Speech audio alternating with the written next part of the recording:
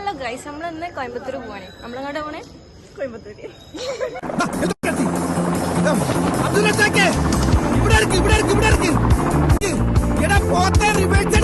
Proof ആദ്യമായിട്ട് ട്രെയിനിൽ കയറി എക്സൈറ്റ്മെന്റ് ആട്ടോ ഇപ്പൊ നിങ്ങൾ കാണുന്നത്. ഫാത്തിമക്ക് സൈഡ് സീറ്റ് കിട്ടിയ പൊലിവിലാണ് ഫാത്തിമ.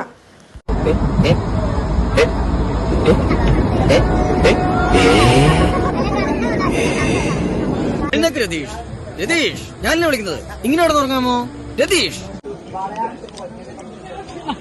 അഥവാ ബിരിയാണി കിട്ടിയാലോ?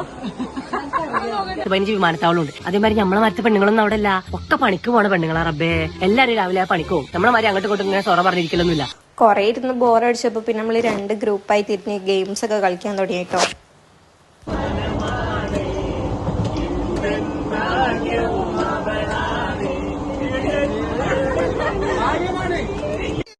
അവിടെ വെച്ച് ഗംഗയിൽ നിന്നും ഒരു പ്രത്യേക തരം സൈക്കിക് വൈബ്രേഷന്റെ അനുഭവം എനിക്ക് കിട്ടാൻ തുടങ്ങി.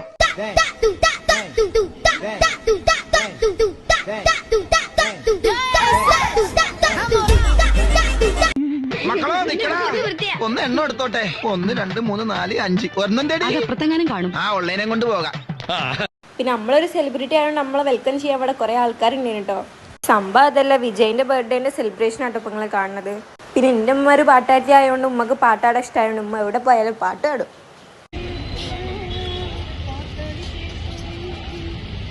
അപ്പോൾ ഗൈസ്, ഇന്നത്തെ വീഡിയോ ഇത്രയുള്ളൂ. Okay, by.